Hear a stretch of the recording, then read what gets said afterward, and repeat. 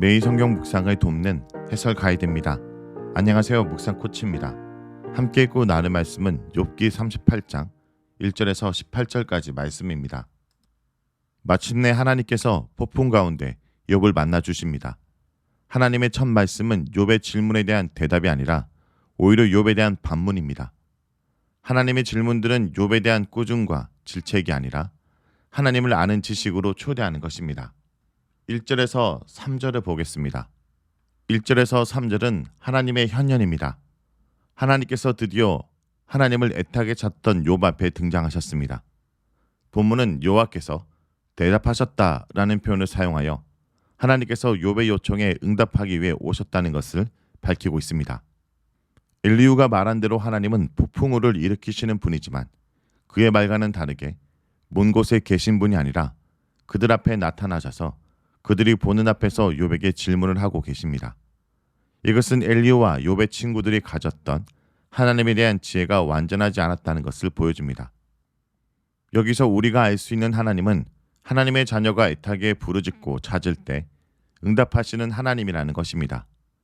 출애굽기 2장 23절에서 25절에서 보면 애굽에서 노예로 일하는 이스라엘 백성들에 대해 잠잠히 계셨던 하나님께서 이스라엘 백성들의 부르짖음을 들으시고 적극적인 구원 활동을 시작하신 것을 볼 수 있습니다. 하나님께서 욥에게 나타나셔서 처음 하신 말씀은 욥이 무지하다는 것, 즉 지혜가 없다는 책망입니다. 3절에서 하나님은 욥이 얼마나 지혜가 있는지를 시험하겠다며 이제부터 하는 질문에 각오를 단단히 하고 최선을 다해 대답하라고 명령하십니다.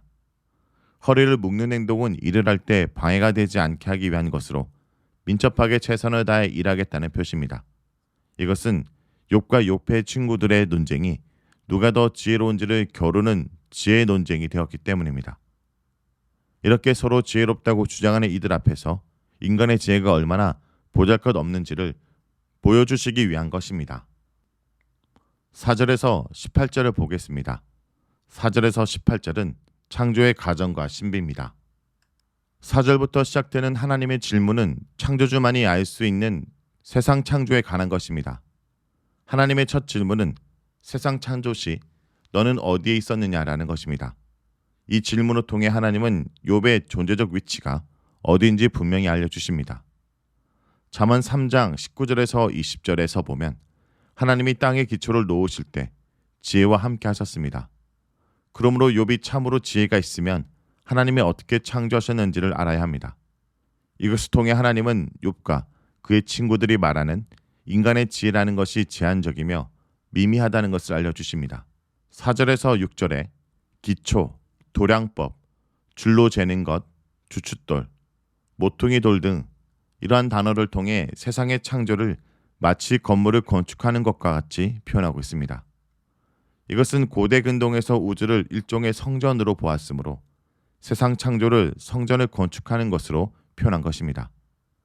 7절에서는 세상 창조 시 존재하지도 않았던 욥과는 대조적으로 별들과 하나님의 아들들, 즉 천사들이 하나님의 창조를 보고 기뻐 노래를 부르고 찬양하는 모습을 그리고 있습니다. 이것은 인간은 창조에 가난한 별들과 천사들보다 지식이 없다는 것을 보여주십니다.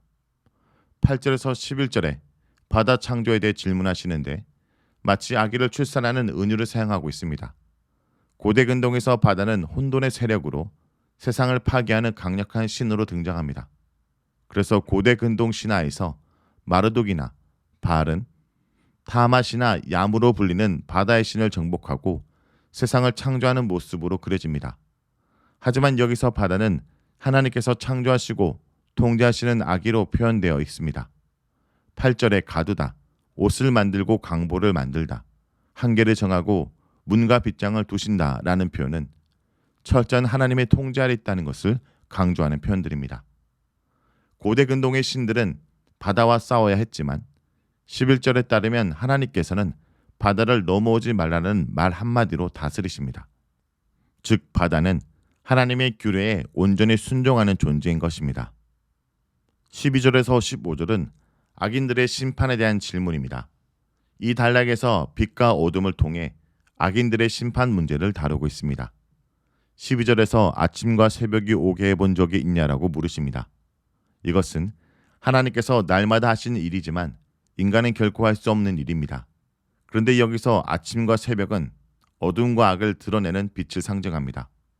13절에서 그곳으로 땅끝을 붙잡고 라고라는 히브리 본문을 직역하였는데 붙잡고라는 단어는 빛이 땅끝까지 완전히 비춘다라는 의미로 사용되었습니다.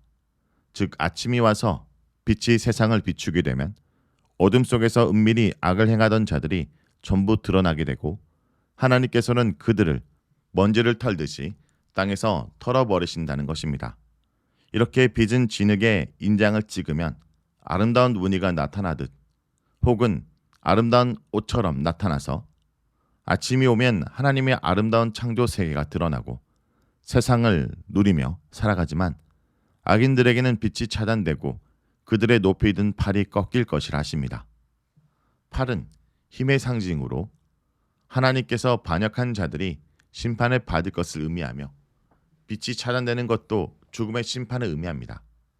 여기서 하나님은 세상을 통치하시는 것과 인간을 통치하는 것을 같이 연결하심으로 세상과 인간 모두의 통치자이심을 드러내십니다. 또한 하나님 앞에서 숨길 수 있는 악은 없으며 악인은 반드시 심판을 받는다라는 것을 알 수 있습니다. 그렇기 때문에 우리는 죄를 짓지 말아야 하며 죄를 지었을 때는 빨리 죄를 자복하고 용서하심의 은혜를 받아야 합니다. 이제 하나님의 질문은 지상에서 지하 세계로 옮겨집니다. 바다의 샘은 바다의 근원을 뜻하는 것으로 수올의 입구에 있으며 깊은 물인 테홈은 무적행으로 수올을 의미합니다. 이 질문은 단순히 바다 및 세계에 대한 질문이 아니라 죽은 자들이 가는 저승에 대한 질문으로서 곳을 가본 적이 있냐라고 물으십니다. 이 영역은 산자들이 결코 알 수 없는 부분입니다.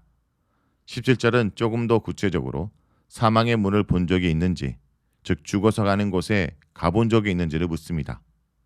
이것은 28장 22절에서 멸망과 사망에게 지혜를 들어보았는지 물어보았다고 말한 욥에게 죽음에 대해서 알지도 못하고 죽음의 세계에 가보지도 못한 그가 마치 사망의 세계까지도 알고 있는 것처럼 말한 것에 대한 질책입니다. 하지만 하나님은 이 모든 세계에 대한 지식을 가지고 계신 분입니다. 그러므로 인간은 하나님의 지혜를 도저히 따라갈 수 없다는 것을 다시 한번 느끼고 우리 인생을 하나님의 손에 온전히 맡기는 겸손한 모습이어야 할 것입니다. 성도 여러분, 하나님께서는 고난을 통해 하나님께 대한 우리의 신앙을 새롭게 하십니다. 더 놀랍고 깊은 지식으로 이끄십니다. 그러므로 우리는 고난을 통해 성숙해 하시는 하나님을 신뢰하면서 의문의 시간들을 성숙의 시간들로 바꿔가야 합니다. 말씀을 놓고 기도하겠습니다. 주님, 제게도 나타나셔서 혼란스러운 제 삶을 품어주시고 허리를 동여매는 청지기가 되게 하여 주시옵소서. 오늘 말씀을 통해 하나님께서는 창조 세계의 경계를 정하시고 돌보시는 분임을 깨달았습니다. 우리 넘어 계신 그 주님을 바라보기에 오늘도 이해할 수 없는 현실 속에 주님을 신뢰하고 나아갑니다. 우리의 삶을 붙들어 주시옵소서. 예수님의 이름으로 기도합니다. 아멘.